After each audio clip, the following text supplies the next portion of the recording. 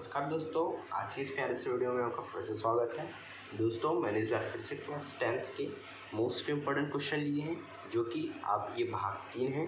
मैंने पहले से ही चैप्टर नंबर 1 से 5 तक का एक वीडियो बना के रखा है। चैप्टर नंबर 5 से 6 से 10 तक का वीडियो बना के रखा है। अब ये 11 से 15 तक का वीडियो है, ठीक है, चैप्टर्स का। तो दोस्तों, अगर आपने पिछले की 2 वीडियोस को नहीं देखी हैं तो ऊपर आई बटन में या नीचे डिस्क्रिप्शन बॉक्स में उसको आपका लिंक मिल जाएगा, वहाँ से आप बड़ी आसानी के साथ वीडियो को देख सकते हैं बगैर किसी दिक्कत के। दोस्तों, अगर हमारे चैनल पर आप नए हैं तो चैनल को सब्सक्राइब जरूर करें और इस वीडियो को लाइक करें और ज़्यादा से ज़्यादा आपके दोस्तों या फैमिली मेम्बर्स जो कि क्लास 10th में उनको ये वीडियो को शेयर करें, ताकि वो भी अपना हर एग्ज़ाम में, चाहे वो क्वार्टरली हो, चाहे हाफ ईयरली हो, चाहे फाइनल हो, उसमें आप अच्छा इंक्रीज नंबर को अच्छा ला सकें, ठीक है, या अपने नंबर को इंक्रीज कर सकें, ठीक है। तो दोस्तों, हम कंटिन्यू आगे बढ़ते हैं। दोस्तों, सबसे पहला क्वेश्चन है चैप्टर नंबर 11 का कि नाइट्रोजन, हाइड्रोजन तथा ऑक्सीजन में से किन्हीं दो कि बनाने की प्रयोगशाला विधि को लिखना है आपको, ठीक है। यहाँ पर किसको लिखना है? प्रयोगशाला विधि को लिखना है, ठीक है। विधि का केवल रासायनिक समीकरण लिखना है, केवल रासायनिक समीकरण। दोस्तों, इस वीडियो को देख रहे हो तो ठीक है, उसके साथ साथ आप टिक भी करते जाइए, है ना। टिक करने से आपका फ़ायदा ये होगा कि वीडियो के साथ साथ आपका ठीक भी हो जाएगा, टिक लग जाएगा और तैयारी भी आपकी समय पर हो जाएगी, ठीक है। तो उपधातु किसे कहते हैं? कोई 2 उदाहरण दीजिए। ये क्वेश्चन बार बार पूछा गया है, ठीक है दोस्तों। उसके बाद क्वेश्चन नंबर आपका 3 आ जाता है कि पोटेशियम परमैंगनेट को गर्म करने पर क्या होता है? समीकरण से समझाइए, ठीक है। ये क्वेश्चन भी आता ही है। ये दोस्तों क्वेश्चन जो है आपके ब्लूप्रिंट पर आधारित है। ब्लूप्रिंट से ही मैंने इन क्वेश्चंस को ढूंढा है, ब्लूप्रिंट के आधार पर ही ढूंढा है ना। और दोस्तों, ये आपका ऐसा नहीं है कि ये फाइनल के लिए ही इंपॉर्टेंट है, ये आपके हाफ ईयर, क्वार्टरली, है ना, ये तीनों एग्जाम्स के लिए मोस्ट इम्पॉर्टेंट है। आपके प्री बोर्ड में भी ये क्वेश्चन फंसने के 99% चांसेस हैं, ठीक है। तो दोस्तों, आप ये हाइड्रोजन के निम्न औद्योगिक, है ना, उपयोगों को समझाना है। ये दोस्तों क्वेश्चंस को घुमा के देता है कि इस बार का क्वेश्चन अगर आपने नोटिस किया होगा, अगर पेपर देखे होंगे मेरे यूट्यूब चैनल का, तो आपने नोटिस किया होगा कि हाइड्रोजन के मतलब हमारी पृथ्वी पे पाए जाने वाले सबसे जो जिनका मात्रा, गैस का मात्रा ज़्यादा है, उसका नाम लिखना था और उसके उपयोग लिखने थे। तो दोस्तों, ये जो है ये घुमाने वाले क्वेश्चन आते हैं, ठीक है। इसको आप थोड़ा ध्यान रखना, ठीक है। घुमा देता है हल्का सा। तो इसके जलने पर ताप उत्पन्न होना, कंडीशन दिया है। दूसरा, उत्प्रेरक की उपस्थिति में वनस्पति तेलों से अभिक्रिया, है ना। दोस्तों, यहाँ पर आ गया है कि निम्न क्रियाकलाप हाइड्रोजन के किन गुणों को प्रदर्शित करता है, ये भी पूछ सकता है, ठीक है। हाइड्रोजन गैस से भरा गुब्बारा उड़ता है। सेकंड, हाइड्रोजन से भरे गैस जार के मुंह के पास समीप जलती तिली ले जाने पर पॉप की आवाज़ आती है, ऐसा क्यों होता है, ठीक है, इसको बताना है। अब उसके बाद आपका क्वेश्चन नंबर 6, अधातुओं एवं धातुओं के भौतिक गुणों की तुलना करना है। तुलना कीजिए, कोई 3 बताना है यहाँ पर आपको, ठीक है, फैक्ट बताना है। नाइट्रोजन, इसका मतलब है NHO, मतलब कि नाइट्रोजन, हाइड्रोजन और ऑक्सीजन गैस बनाने की प्रयोगशाला विधि, है ना, विधि, उसके गुण लिखने हैं, उसके समीकरण या उससे उपयोग या उसका कंप्लीट आप उसको कर सकते हैं, कंप्लीट तैयारी कर सकते हैं उसका, ठीक है।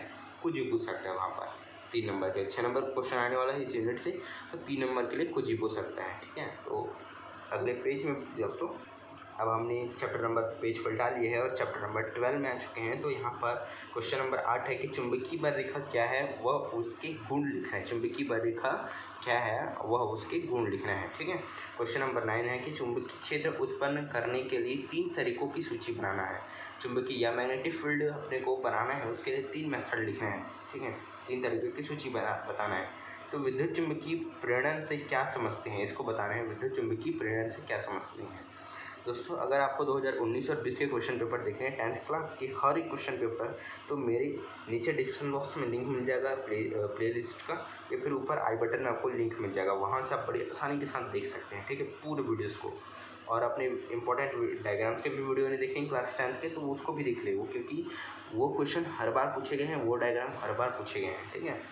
चुंबक के 3 प्रमुख गुण लिखने हैं यहाँ पर, ठीक है। चुंबक के 3 प्रमुख गुण, फ्लेमिंग के बाएं और दाएं हाथ का नियम, खासकर दाएं और बाएं दोनों को पढ़ लीजिए, क्योंकि दोनों पूछ सकते हैं, कुछ भी पूछ सकता है, क्योंकि ज़्यादातर दाएं हाथ का नियम ज़्यादा पूछता है, ठीक है।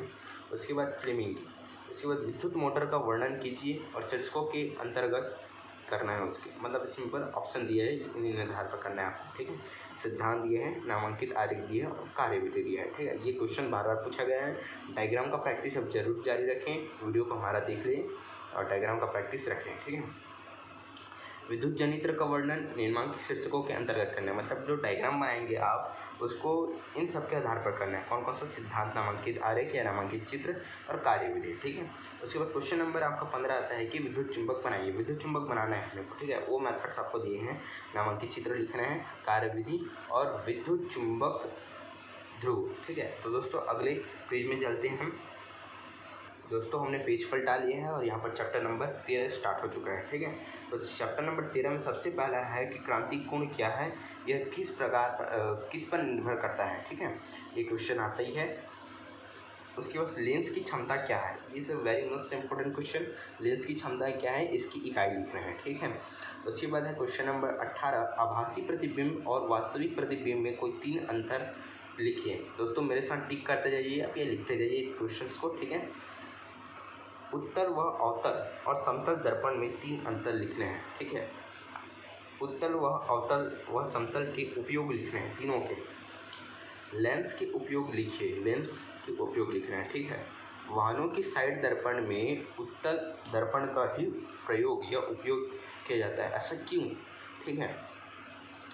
सारे प्रश्न ऑफ मैथ्स, मतलब इसका मतलब है कि इसमें जितने भी आपके परावर्तन, अपवर्तन या इसमें मैथमेटिक्स का जो यूज़ हुआ है फिजिक्स वाले इस चैप्टर में, वो उसके सारे क्वेश्चंस को कर ली, क्योंकि उसमें से दोस्तों कोई भी पूछ सकता है ना, कुछ भी पूछ सकता है, क्योंकि उसमें मैं सेलेक्ट नहीं कर सकता, क्योंकि उसमें हर एक क्वेश्चन इंपॉर्टेंट है, ठीक है।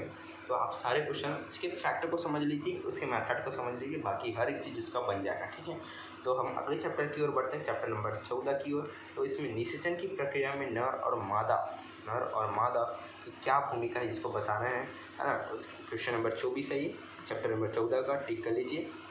दोस्तों ये जो क्वेश्चन है ये आपको मैंने लाइन से नहीं है चैप्टर वाइज, ये मैंने जो चैप्टर है सेलेक्ट किया है, तो उसमें जो क्वेश्चन 1 2 3 4 ऐसे हैं, उसी के आधार पर मैंने इसको लिखा है। आपको ऐसे ही क्वेश्चन नंबर 24 अगर ढूंढते मत रहना, उसको आपको पढ़ के ढूंढना है क्वेश्चन को, ठीक है। बुक या कुंजी में आपकी जो भी है उपलब्ध सामान आपके पास, रॉ मटेरियल। विखंडन की क्रिया से आप क्या समझते हैं, ठीक है। विखंडन होता क्या चीज़ है, वर्धी प्रजनन क्या है, is very most important question, इसको बार बार पूछा गया है, ठीक है। दोस्तों अगले पेज में चलते हैं। तो दोस्तों पेज हमने पलटा लिए हैं, तो यहाँ पर कोई 2 उभयलिंगी जीवों के नाम को यहाँ पर अपने को लिखना है, ठीक है। ये 2 नंबर क्वेश्चन है। उसके बाद 28वां प्रश्न, बाह्य निषेचन का क्या तात्पर्य है, बाह्य निषेचन है क्या चीज़, उसको बताना है अपने को। उसके बाद क्वेश्चन नंबर 29 है, ये पुष्प का चित्र बनाकर उसमें नर और मादा जनन अंगों को दर्शाना है या उसको नामांकित करना है, ठीक है। महावारी क्या है, इसका मादा मनुष्य के शरीर पर क्या प्रभाव पड़ता है, इसको बताना है, ठीक है। क्वेश्चन नंबर 31 है कि एक कोशिकीय एवं बहुकोशिकीय जीवों के जनन पद्धति में क्या अंतर होता है, एक कोशिकीय में और बहुकोशिकीय जीवों में इसके जनन पद्धति में क्या अंतर है, ठीक है। इसके बाद हम नेक्स्ट क्वेश्चन में बढ़ते हैं। अलैंगिक व लैंगिक प्रजनन में कम से कम 5 अंतर बताना है अपने को, ठीक है। कम से कम 5 अंतर लिख रहे हैं, ठीक है। उसके बाद क्वेश्चन नंबर 33 है कि गर्भवती महिलाओं के स्वास्थ्य के लिए किन किन बातों का है ना ध्यान रखना जरूरी है, ठीक है। मनुष्य में मादा जनन तंत्र का चित्र सहित वर्णन करना है, ठीक है। ये क्वेश्चन पूछा जाता है कई बार, मतलब रेयर है, बहुत कम पूछता है, बट पूछ लेता है कभी कभी। क्या सभी पौधों में बीज होते हैं, ऐसे पौधे जिनमें बीज नहीं होते उनके नर उसके नई संतति कैसे बनती है, मतलब जिनमें बीज नहीं उत्पन्न होते जिन पौधे में, उसमें नई संतति कैसे बनती है, उसको अपने को यहाँ पर बताना है, ठीक है दोस्तों। तो अगले पेज की ओर बढ़ते हैं। तो दोस्तों यहाँ पर अगले पेज में चैप्टर नंबर 15 स्टार्ट हो चुका है, ठीक है। सबसे पहले इसमें क्वेश्चन है कि संकर तथा संकरण से आप क्या समझते हैं, ये क्वेश्चन आता है, पूछा जाता है ना। प्रभावी तथा अप्रभावी लक्षण से आप क्या समझते हैं, प्रभावी और अप्रभावी लक्षण से आप क्या समझते हैं, ठीक है। उसके बाद क्वेश्चन नंबर 38, आनुवंशिकी का अध्ययन हमें फसल उत्पादन को बढ़ाने के लिए कैसे मदद कर सकता है, ठीक है। इसको बताना है आंसर, मेंडल के पृथक्करण के नियम को समझाइए। मेंडल के पृथक्करण के नियम को यहाँ पर आपको लिखना है। मनुष्य में लिंग निर्धारण की प्रक्रिया का सचित्र वर्णन करना है। मनुष्य, ये इंपॉर्टेंट क्वेश्चन है, आता ही है ये वाला। मनुष्य में लिंग निर्धारण की प्रक्रिया का चित्र सहित वर्णन करना। ठीक है, तो दोस्तों वीडियो अच्छा लगा हो तो वीडियो को जरूर लाइक करें। अगर हमारे चैनल पर आप नहीं तो चैनल को सब्सक्राइब कर लें और इस वीडियो को ज़्यादा से ज़्यादा शेयर करें ताकि आपके दोस्तों को इस वीडियो की मदद से हेल्प मिल सके। और दोस्तों अगर आपको इंपॉर्टेंट डायग्राम के वीडियोस देखने हैं क्लास 10th की या क्वेश्चन पेपर देख रहे हैं 2019 और 20 की, सारे सेट के क्वेश्चन पेपर आपको मिल जाएंगे। तो ऊपर में आई बटन में या फिर नीचे डिस्क्रिप्शन बॉक्स में आपको लिंक मिल जाएगा, वहाँ जाके आप चेक कर सकते हैं। तो दोस्तों अगले वीडियो में फिर मिलते हैं, तब तक के लिए जय हिंद, वंदे मातरम।